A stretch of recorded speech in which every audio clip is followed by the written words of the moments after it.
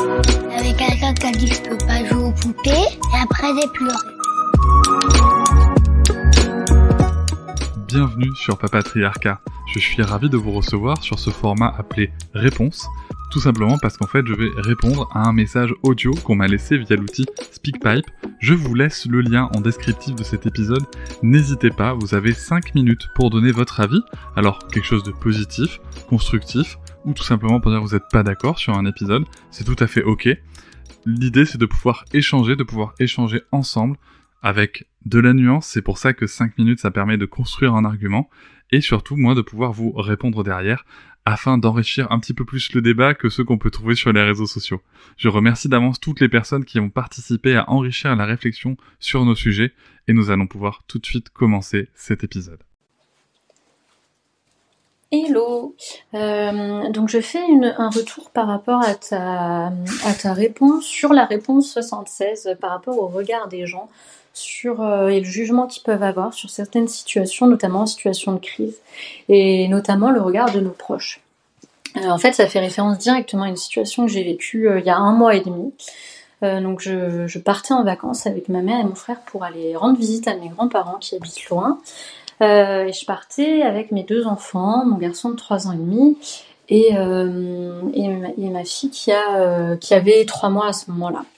Donc ça s'est passé il y a 1 mois et demi. Leur papa, le papa de mes enfants, mon mari ne pouvait pas venir à ce moment-là à cause du travail. Donc je partais avec des soutiens, mais sans le deuxième pilier parental, quoi. Donc pour recontextualiser un peu, c'était une période assez difficile avec le plus grand. On enchaînait crise sur crise, conflit sur conflit, qu'on gérait pas toujours comme on en avait envie, quoi. Et du coup, j'en avais parlé à mon frère et à ma mère un soir quand on était là-bas et quand les enfants étaient au lit, pour leur dire un peu, bon, il y aura des moments, il y aura des moments qui seront difficiles pour moi, quoi. Donc je leur dis, ils sont au courant. Le lendemain, il y a une situation qui fait que, en fait, mon fils voulait faire un truc qui l'aurait mis en danger. Donc, il voulait pas m'entendre pour ne pas le faire. Donc, je mets mon bras pour l'empêcher de passer. Je mets mon bras devant lui. Lui, c'est ce qu'il m'expliquera après. À ce moment-là, pour passer, il voulait absolument passer. Il s'est dit que la seule solution, c'était de me mordre. Donc, il m'a mordu. Il m'a fait mal. J'ai crié, je me suis fâchée et je lui ai fait peur.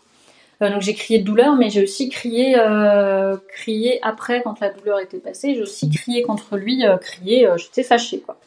Donc je lui ai fait peur. J'étais pas contente de comment j'avais géré la situation, mais j'ai fait avec ce que j'avais comme ressources à ce moment-là, quoi. Et bon, après on en a reparlé avec lui, on en a reparlé avec son papa. On en a beaucoup discuté de ce qui s'était passé. La situation était derrière nous, le conflit était réglé. J'avais besoin quand même de décharger avec mon frère et ma mère. Donc je reparle de cette situation, à savoir que mon frère n'était pas là au moment où ça s'est passé et que ma mère était là. Et donc mon frère, je lui en reparle, je décharge un peu, quoi. Et il me dit mais pourquoi tu lui as pas donné de fessée? Donc je lui dis, moi je suis contre les fessées, ça c'est la première des raisons. La deuxième des raisons, c'est que c'est illégal, donc pour moi il n'y a pas de débat là-dessus.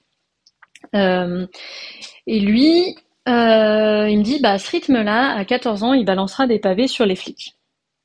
Voilà comment il a jugé mes principes d'éducation et comment deviendrait mon enfant, quoi.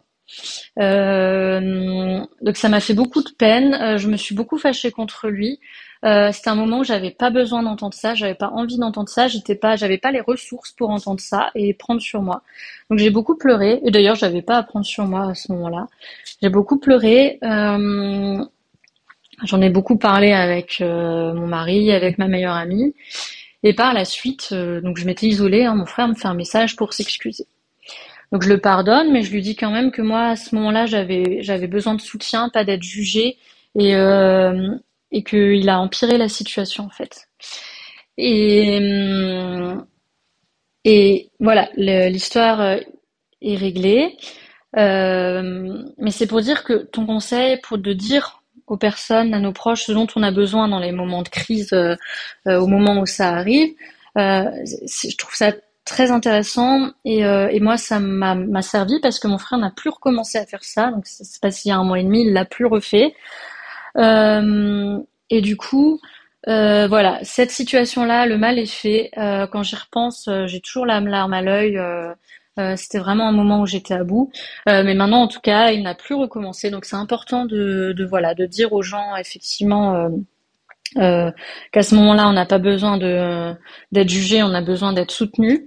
Et voilà, ça m'a beaucoup servi, en tout cas à moi. Donc, je trouve que c'est un très bon conseil. Et voilà, donc merci pour tout. Et par ailleurs, tout va mieux aussi en ce moment, hein, parce que ça peut revenir avec le plus grand et la plus petite, ça va aussi très bien. Donc voilà, merci pour tout et puis merci de tes précieux conseils. Salut Morgane, merci, merci beaucoup déjà pour le soutien et immense merci à toi pour le partage de cette anecdote, on peut dire, de ce moment, de tout ce que tu as ressenti, de comment ça s'est réglé. Je trouve que c'est extrêmement précieux parce que ce que tu as vécu, déjà moi je m'y retrouve très souvent, tu vois. Et je pense que plein de parents qui nous écoutent vont s'y retrouver. Et surtout aussi, et pour ça un immense merci et vraiment bravo pour ton courage et pour le respect que tu dégages autour de toi à ce moment-là. Bravo pour de montrer comment est-ce qu'on peut fixer ses limites, comment est-ce qu'on est en droit de rappeler aux gens qui nous entourent et qui nous aiment a priori, que le rôle c'est d'avoir avant tout du soutien et que c'est pas le moment de venir poser des jugements en fait quand on se sent pas bien, que c'est pas le sujet et que c'est pas comme ça qu'on va résoudre quoi que ce soit. Et voilà. Alors attention, je précise quand même, ça veut pas dire qu'on peut pas avoir de discussion éducative avec son frère, sa sœur, etc. Mais pas sur un moment où on est en détresse émotionnelle ou alors où on raconte un moment où on a besoin de soutien. Et je trouve que tu l'as vraiment hyper bien présenté, accompagné. Enfin voilà, bravo. Moi, je suis toujours impressionné par les personnes qui peuvent comme ça fixer des limites. Et je trouve ça inspirant. Je trouve ça inspirant pour avoir des relations saines avec les gens autour de nous. Donc merci beaucoup Morgane pour ton partage. Je vous remercie de m'avoir écouté.